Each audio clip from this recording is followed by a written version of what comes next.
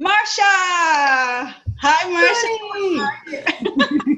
How are you? Welcome to the show. Thank you. I'm very excited to be on the show. Yeah, I'm so excited to reconnect with you. We actually met here in Toronto through a networking event, having a networking kind of commonality. So, Oh, yeah, because I was teaching networking at the time, and you were the only person I'd ever met who was teaching it. yeah. And we should probably tell people as well that you were part of like the infancy of what I do now, where I started my storytelling show. And I was like, please, will you come and tell a story at my storytelling show? And I think you told one at the second we ever had when it was in a tiny little cafe and about 5 people came. And now it's in a big venue and like 100 to I gotta 200 come people back to it. come. I gotta come back to it. Yeah, yeah. You are not in Toronto. I'm sorry that you're gonna have to fly in for it. Yeah. Oh, yeah. Let me tell you who Marsha is. So this is Marsha Shandur. Welcome once again. Yes, Marsha. So Marsha is a storytelling coach, like she just told us, and a networking mentor. She has coached hundreds of individuals and groups of executives, entrepreneurs, students, professionals across Canada, US, and the UK, and including speaking at the World Domination Summit in Portland. How cool is that? I actually heard it, but I don't even know what that is. But it sounds very epic. It is. It's basically like do-gooders getting together trying to make the world a better place. Oh, sounds like a place I Mhm. want to be at. Yeah. She's been in many other conferences around everywhere, and she is the host, organizer, and storytelling coach for the True Stories Told Live Toronto, and that's what I was just mentioning. If you're not in Toronto, you're gonna fly in for it. The city's largest storytelling show. How fun! How fun! So before launching Yes, Marsha, her career as a networking mentor and storytelling coach, Marsha spent 15 years both choosing music for hit TV shows and movies, and as a radio DJ, where she gained a powerful understanding of how to tell stories. So she's got substance to her coaching. She's got lots of substance and experience. Super excited to have you here. And yeah, let's start with like your own journey in finding or creating a high vibe career of your own. So I was a radio DJ in the UK and I really loved it for years. And I thought that was the thing I was going to do forever. But after 15 years, I started feeling like I don't think this is the thing that I'm best at. Like I would see other people who found it so easy and it was really hard for me. I mean, now, I don't know if you've read Gay Hendrix's The Big Leap, but he talks in that book about how everything we do falls into one of four zones. Either our zone of incompetence, meaning we're less good than the general population, or our zone of competence, which means we're a bit better than the general population, but we still have to work really hard. And then the two interesting ones are zone of excellence and zone of genius. And zone of excellence is like you're really good, you're substantially better than most people, but you have to work really, really hard and it's quite stressful. And then your zone of genius is the stuff where you're like, why are you guys paying me money for this? It's so easy and fun. But not everyone can do it. And I think for me, being on the radio was zone of excellence, where I had these moments where it was easy and it flowed, but mostly it was really stressful and a lot of hard work. And I could see other people that didn't go through that experience. And I'd done the odd job here and there that felt much easier. So I just started feeling like, I don't think that's the thing. And I moved to Toronto from London and thought that I would change career as I changed continent. Hot tip, if you're going to totally change continent, maybe don't have a giant identity crisis at the same time. But it worked out after like 2 years of identity crisis. It worked out and I discovered the world of coaching, like through online, over Skype and now Zoom, and which I didn't even know existed. And it was kind of figuring out the stuff that used to come easily to me that I didn't think anyone would ever pay me money for, and realizing that people would. And that originally was networking advice that I used to do to help 21-year-old boys get jobs in radio, and realized that actually there was other people who had more money than 21-year-old boys who wanted to get into radio, and girls, but there was a lot of boys. And then through that, I kind of ended up teaching storytelling through starting this live show that you told the story at when it was, 6 people in the audience, and now there's sort of 80 to 200 people in the audience. And on the side, I still run that show, and I still run that not for profit, but I teach storytellers on the side. And so that was how it happened. But there's a lot in between, and there's a lot of like growing my business and growing my audience and growing referrals and doing lots of interviews and heartache. I mean, I love just hearing that, right? Because that's such a unique type of career you've created for yourself. Like, you don't meet, you know, storytelling coaches all the time, right? So that's amazing that you've kind of like found your zone of genius. And as entrepreneurs are like very creative in that way, you know, where it's looking at what's working, what's not working, what you really love, what you can do with your eyes closed, and look for what problems there are to solve too, right? And I think that's the thing, like in ways it's unique, but in other ways it's just about the problems that you're solving. And I'm solving often. So certainly I work with all different kinds of people, but when I'm working with an entrepreneur who has an online business, I'm solving the same problem as like a copywriter would solve, or a social media maven would solve, or somebody teaching webinars. It's just a different route to it. And I think that's the beauty of when you can work with clients over the internet, then you can find the people who like your route best and who like you best. You know, there's other people who do what I do, but my people just like the way that I talk or whatever, you know, the way that I teach things. But I think there's lots of different things. And that was the thing that took me a while to get to. Even when I started doing the storytelling show, I would coach people. And I remember someone saying, do you want to do this for your job?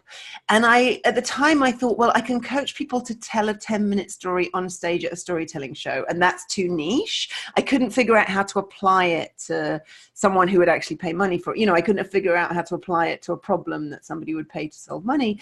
And that was kind of a process of me hiring coaches and getting help from them. I worked with Jonathan Fields from Good Life Project. He was really instrumental in helping me figure out how to turn this into a problem that people would pay money for, and then the solution to the problem that people would pay money for. But I think for me, one of the things that made me suspect that the storytelling might be the thing was that I didn't always know how I did it.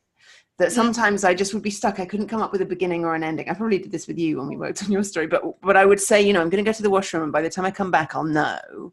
And I would go to the washroom and I wouldn't think about it. And it was like my brain was like, here you go, Marsha.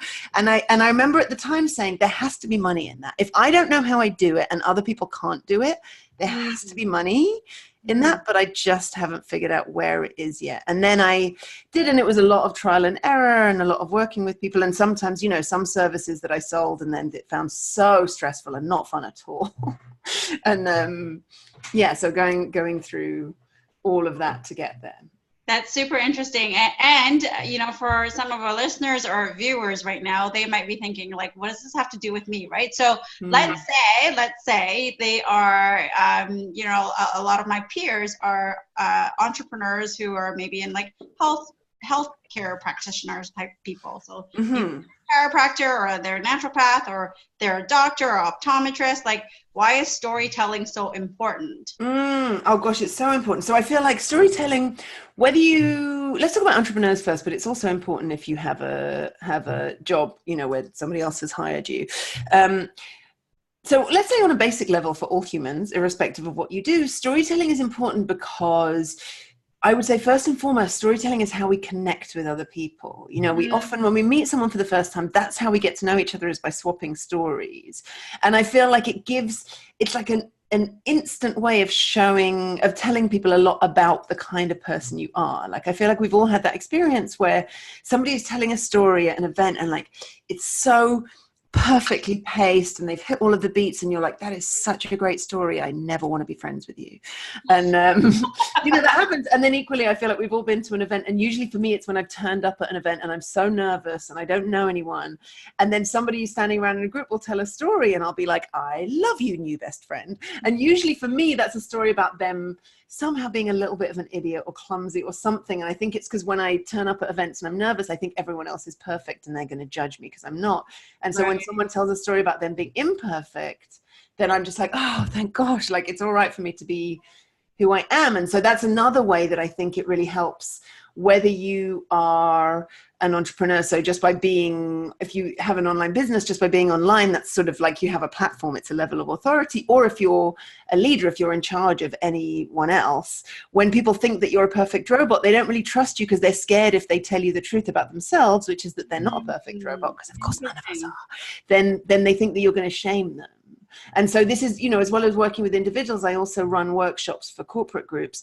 And I'm often talking about, if you want to be a leader that has legacy, if you want to be the kind of leader that people go, oh, she was the best boss I ever had, and where your team want to work harder and longer for you and go the extra mile. And this is what I'm finding building a team. I had that experience.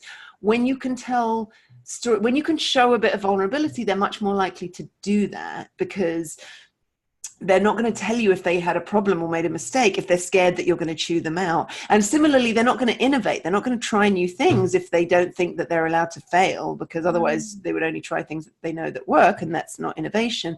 And so, but by telling vulnerable stories, then that really helps them like feel connected to you. But when I say vulnerable stories, I don't mean you have to be like, and then I split up from my partner, and then I've been depressed for the last 4 years, and I cry every morning before I come into work. Like, it doesn't need to be like that. It can literally be, I went to buy coffee this morning, and when the barista asked my name, I accidentally said my name wrong, and then they wrote my name wrong on the cup, and then everybody else was calling me by that name, and I was so embarrassed, but then I left, and somebody used my real name, and then I felt better, I love that. I mean, what you're saying is like, just be a real person.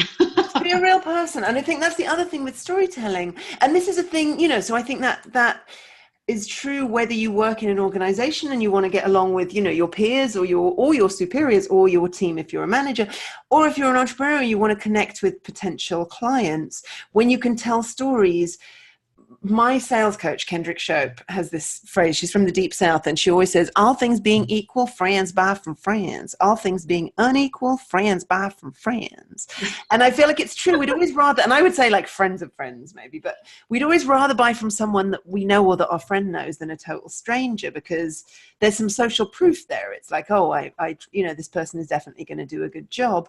And by telling stories, you can make people feel like you're friends, but you have to have that vulnerable element, because if all your stories are like, and then another amazing thing happened, and my life is perfect, and my kids are great, and I never fight with my partner, and all of these things. I thought that's how I'm attracting all these amazing people, because my life is perfect.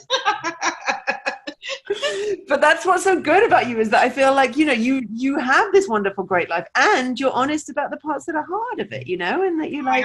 Yes. Parenting is really hard. Yeah. Oh God, so hard. And it's essential because, and especially so, for example, something like parenting, there's so much judgment. And there's so much stuff that we feel as judgment, even if it's not judgment, sometimes someone will say, oh, my kids never had any sugar. And then immediately we're like, oh, well, my kid's been having sugar since they were, since they could eat. And so now I feel like I'm a failure. Like, you feel like you're being judged even when you're not. And so when someone can say, so one time the baby was crying, and it was late at night, and I was by myself, and as is often the case, and so this, like, the baby was crying in the night, and we were doing sleep training, and so I couldn't go in, and out of desperation, because nothing else had worked. And so I just literally Googled the baby, why won't the baby stop crying? I'm watching her on the monitor to check she's okay. We're going to Dr. Google. I'm just turning to Google, and this woman called Janelle Hatchett, Renegade Mothering is her website, and I came across this blog post, and there's like 300 comments, so I can't have been the only person that did this, and it was called something like, if you're not training, and I'm not going to swear, but it said, if you're not sleep training your baby, then you must be an a-hole. And then it said, if your baby doesn't sleep, one of two things must be true: you're an a-hole, or your baby is an a-hole. And it was so funny, and it was so real, and it was so like her just being like, this stuff is hard, guys, and none of it works, and sometimes it does, and then it doesn't. And I just was like, oh, thank gosh, like, thank you for making me feel so much better about this thing that I felt bad about. And that was just her telling little stories that I could connect with.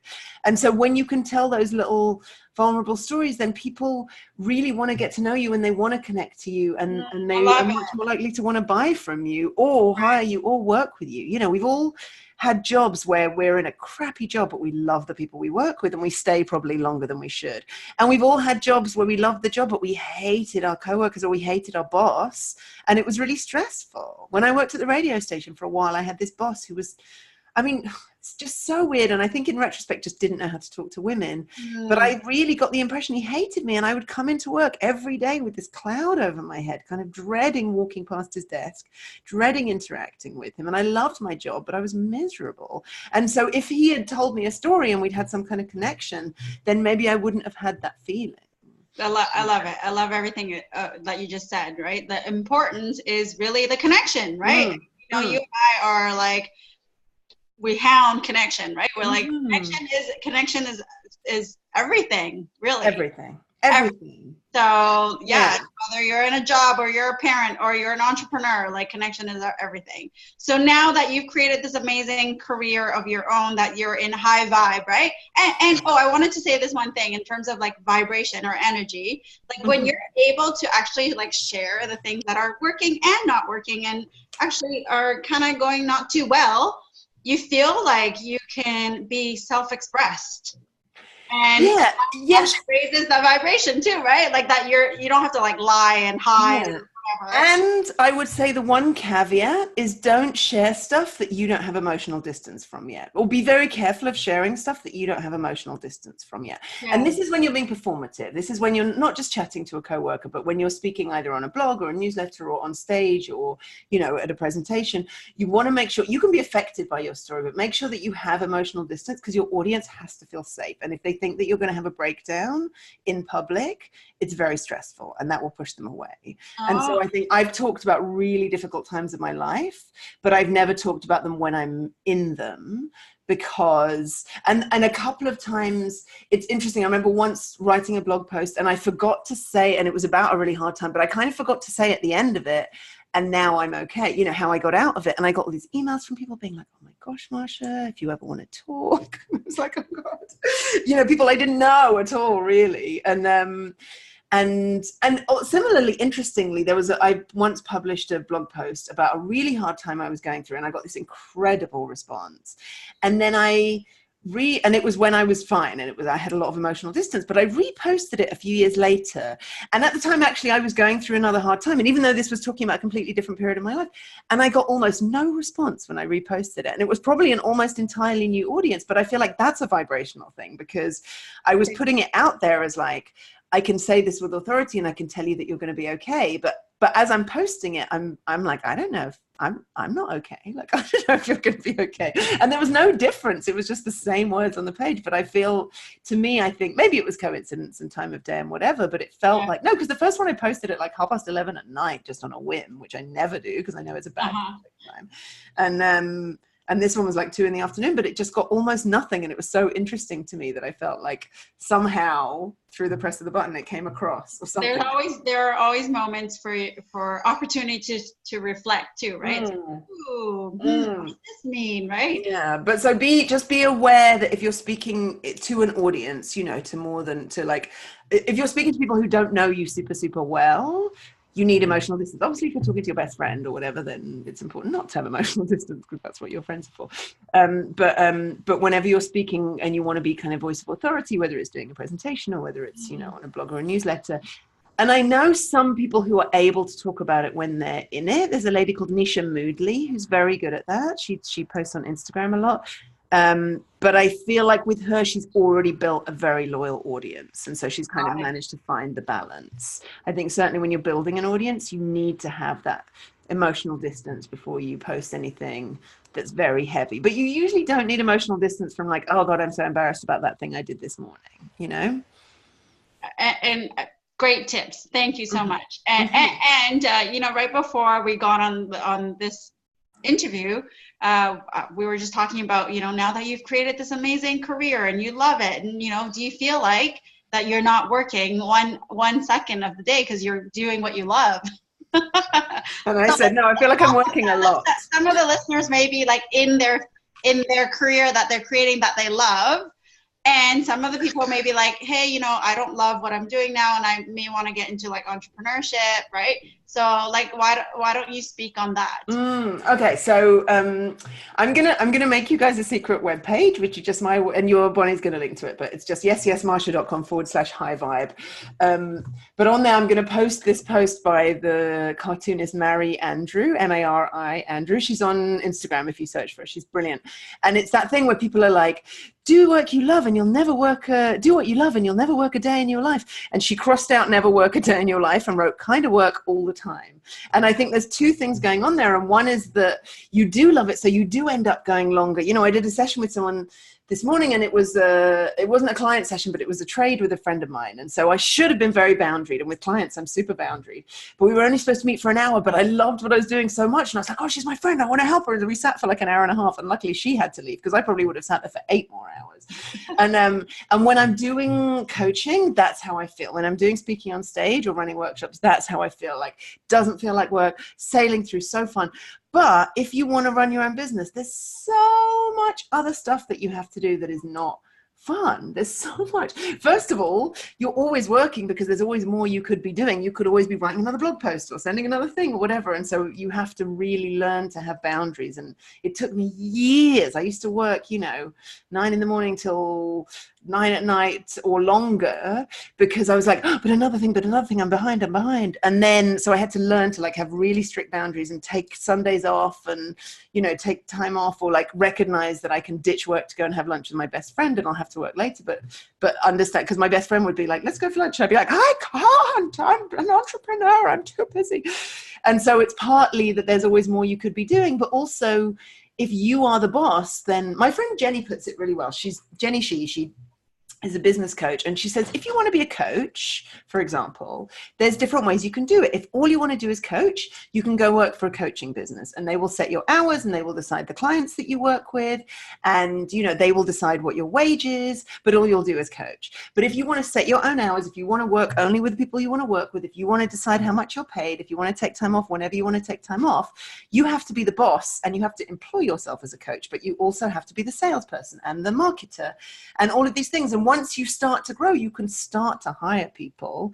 I love writing other people's sales copy, but I hate writing my own. And now I have a copywriter, but I was only able to do that because I learned how to write sales copy myself, and I did it for years, and that made me earn enough money that I could then afford to hire a copywriter. I think there's this misnomer that you can become an entrepreneur and then you'll just get a team. That's what I thought when I started out. I was like, Danielle Laporte and Marie Foley have a team. I'm just going to get a team, and then all I'll do is coach, and the team will do everything else.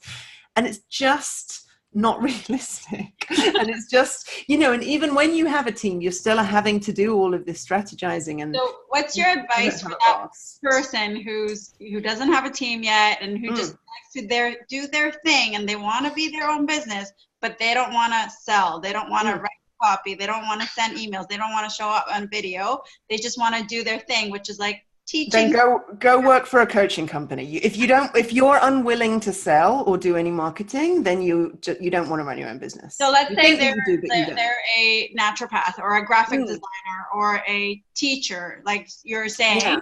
I'm saying go and get a job somewhere where someone will hire you. If you just want to do that part of the job, then most of them you can find somewhere. If you're a graphic designer, you can find a studio that will hire you. If you're a teacher, if you're a naturopath, see if there's a health center or something where you can go and do that, and they'll do the marketing. I'm sure that I don't know enough about any of those worlds to know how easy that is. But if you want to run your own business, that means learning sales and marketing and some basic copywriting skills. But it's not, you don't need as much. You don't need to be a genius maestro. I think if you do a service-based business, so copywriting, graphic designer, you just need a one-page website that says, are you demographic? Do you have this problem or set of problems? And then when you write those problems, you use the language that your clients are using. So you don't say, are you do you find that you wish you could step into your power? Because nobody other than life coaches is going, you know what, Bonnie, I really wish I could just step into my power. Like, I really wish I could hold the divine feminine within myself. Like, no, I've got lots of friends who are coaches and who are in that world who talk like that. And if that's your ideal client, wicked, use that language. Yeah. But if not, use the language they're using when they're bitching to their friends, when they're writing in their secret diary, or when they're freaking out at 2 a.m. Try and figure out what is the problem that you solve and how does that show up in their life. You mentioned this much earlier, and it's the most essential thing. What is the problem that you solve, and what does that look like in their life? And so then on the web page, and it doesn't need to be pushy, it's literally, are you this kind of person? So demographic could be, mums over the age of 25, or it could be people who really love to paint but haven't picked up a paintbrush in a long time. Mm-hmm. And then, do you have this problem, which could be part of the demographic, haven't picked up a paintbrush in a long time? Would you like to get to, and then wherever it is they want to get. So that's what happens after you work with them, and then as a result of that. So say it's a graphic designer and you're hiring them because you want to have a really great looking website, so that you can get new clients. It's like, do you wish you had more clients through your great looking website? And then I'd love to help. Click here to contact me. That's all you need. You can have, I have now lots of pages on my website, and I have a blog, and I have like work with me pages for my different services. But at the very basic, you don't need any of that stuff. You just need one page that makes it very clear to anyone landing there that you are for them, that you are the right person for their demographic, that you will solve the problems that they have, and then maybe a couple of testimonials, and that's it. And those can be testimonials from people. If you look at my testimonials, which need updating, but if you look at them, you'll scroll through, there's a lot there, and the bottom 5 or 6, you'll see it's like a lot of women, the odd man, but a lot of women. And then the bottom 5 or 6 are all young men, and they're all the boys that I help get jobs in radio. They're like, almost all of them are, they were my interns 10 years ago. And when I first started out, I didn't have any testimonials. I'd done like 2 free sessions. So I got testimonials from them. And then I wrote to all my old interns and went, hi, if you think I helped you with this information, could you write me a testimonial? This is the sort of thing I'm looking for. And God love them. So many of them now have great jobs in radio and all wrote me testimonials. And you don't, and I think that's the other thing is like, it's worth, again, if you do service-based business, you can't pay rent with testimonials, but it's worth doing 1 or 2 sessions at the beginning free so that you can get testimonials and get confidence and get really clear on what problems you are solving and what people, get help from. And that's all you need. So you don't need all that other stuff. And the main thing is like, social media can be so great, but don't freak out about it so much. You're not going to be all over Pinterest and Facebook and Instagram and, Twitter. You can't do all of it without your team. So if it's just you, think about where your audience are. If they're on social media, which one, and then go there and be helpful. But don't worry about like being everywhere. And even like, my website, I wish I had a screenshot of it. It was so ugly when I started. It was so ugly. I had this free WordPress theme that was orange because I'd read that that's a color that helps people learn. And there's this photo of me that somebody took once, and there was like a student makeup artist, and I had so much makeup on. I looked like a 90-year-old lady who like had really bad eyesight and too much makeup. And I'm like wearing this thing. What I'm hearing for, our message of the day is like, just keep it real. But also just keep it small. I think that's the other thing is like, it can be so overwhelming, but you don't need to do. And I remember, I didn't even sell anything for months because I thought I had to read the whole internet before anyone would pay me money. And then I kept doing courses and courses and courses and courses. Oh my God, so many online courses. And then I remember seeing Darren Rouse from ProBlogger speaking, and he said, you already have all the information you need. Now you need to go and put it into practice. And in that moment, I was like, oh. I mean, it's horrible because it's much easier to do a course than it is to actually put yourself out there. But just, and I think the other thing when it comes to putting yourself out there, this is whether you, so let's talk for a minute about businesses and then we'll talk about work stuff, is that if you're starting out, you probably don't have 500,000 eyeballs on what you're doing. So it's okay to put imperfect stuff out in the world, especially if you're posting social media posts. The life of a social media post, I think on Facebook, it's like a day. On Twitter, it's like an hour. And so everyone's going to forget about it by tomorrow. So it doesn't matter if it's no good. You can just delete it. If you put a blog up and it's terrible, you'll just delete it or just write another one. Right. And the people will just look at that one. And I think, and then similarly with putting yourself out there when you're working, with putting yourself forward for things, I think it feels like such a big deal to us. And I think especially as women, we're really taught not to do that. We're taught that it's braggy, she's so pushy, all of that kind of thing.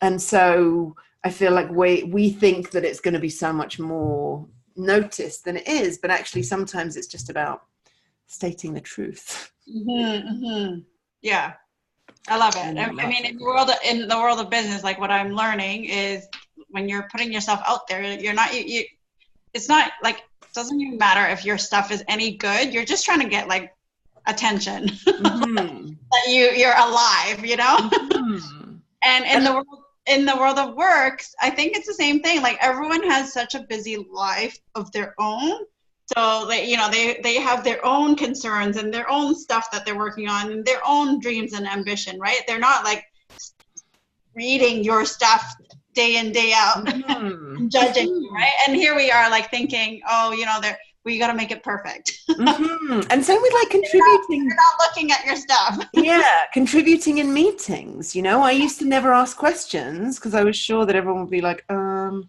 remember when I was studying, I thought if people would be like, oh, if you'd done the reading, you'd know the answer to that. But then I started asking questions and realized, or just even making contributions. If you're someone who doesn't do that easily in meetings, have a look at, some of the, if I may be like gender normative for a moment, have a look at some of the white men who think that everything they say is interesting. I have a big thing with my local coffee shop at the moment where there's a lot of middle-aged white dudes where you'll be like, hey, how are you? And they'll just talk for 20 minutes and I'll be like, I don't care. I didn't ask any of this. But it's because society has taught them that what they have to say is very interesting.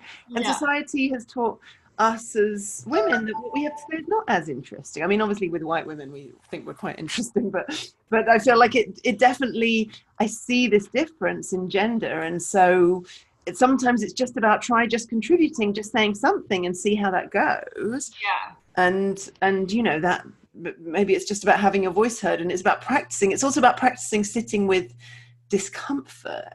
When it comes to bragging, a friend of mine, Sam Sutherland, who has this great podcast called We Work Collective, where she talks to mums who work in corporate, and she has a story about when she was a manager, and the team would do their own self-assessments before they came in and did a meeting with her. And she had this one guy on her team who, he was fine, but he was super average, and he gave himself, I think, 97%. And then she had a woman who was by far the best on her team, by far, and she gave herself 65%. And she didn't, and my friend was like, look at the work you've done, look at the quality that you brought in and the customers you brought in, just start looking at what's the reality and just saying that. And it's not braggy to tell the truth. What's braggy is to go, oh, I'm the best employee anyone has ever had. I'm amazing. No one is ever going to be as good as I am. But if you just tell the truth, if you just say, I did this and it led to this and it led to that, then that's just stating facts, and it's okay to do that.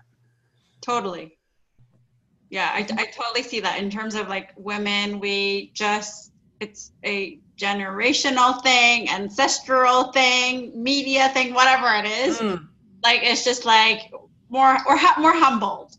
Right? It's like we're supposed to be doing these things, so we don't talk about it. It's natural, right? Like we're supposed to be like, why am I bragging about like helping people? It's like, yeah, but it's kind of like, observe what are the other, and I feel like women and non-binary people, same, that it's like we definitely, it's so interesting once I've started to notice these things, of noticing actually the ways that people take up space and the way that I take up space. I like, for a long time thought that people would listen when I talked because I was interesting and charming. And now I've realized that part of it is just that I talk a lot. And part of it is that I, as a white lady, cisgendered, non-disabled lady, have kind of been taught by society that it's, when I speak, then it's their job to listen. And so I'm having to be careful in certain spaces and actually keep my mouth shut and not say as much.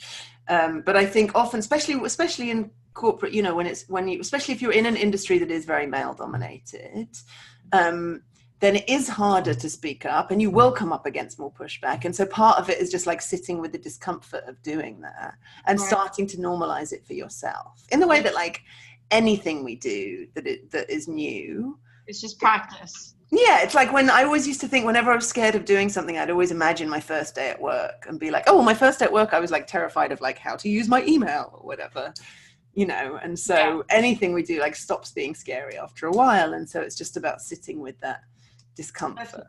Yeah. Great tips. Thank you so much. And I know that you are blessing us with a secret page. Resources. I know that's one of your superpowers. You actually have a ton of resources. Actually, you know what I'm going to add on there, because of what we've just been talking about, is from when I was coaching networking, I have a bunch of, and I still run workshops on it sometimes, I have a bunch of email templates that I usually just give to paying clients, but I'm going to add them on there because some of them are about asking things that might feel uncomfortable to ask. So there's one for how to ask a big shot for a favor, like how to ask for a favor from someone who owes you less, like who you can do more for you than you can do for them. I've got one on how to get a coffee or Skype meeting with a busy person. I'm going to stick all of those up there, and they're just PDFs that you can download and keep. And because I find doing, when you're, you know, it's all well and good for you and I to be like, yeah, just put yourself out there, but it can be really scary. And so having literally an email template that you can copy and then tweak. Is there a bonus when I have a few friends that are like, you know, they've been single for a while and they want to get back out there? Do you have a bonus one for like finding that ideal partner? I haven't been in that world, and you know, when they share with me, I'm like, just get out there, you know? You know what I would suggest is read anything to do with relationships. Read Ask Polly. It's this lady. I'm going to add a link to it on the secret webpage. It's this lady called Heather Havrilisky that writes for New York Magazine, and it's a long form advice column. And every single letter, I read the letter and I'm like, this is nothing to do with me. And every single answer, I read her answer and I'm like, get out of my brain, Heather. And she has such good advice on dating. So okay, amazing. I'm gonna link to I'll pass that on to those special friends. Yeah. Awesome. Amazing. Thanks again for being here. We're super grateful. And yeah, let's change the world together. Let's do it. Bye for now. Bye.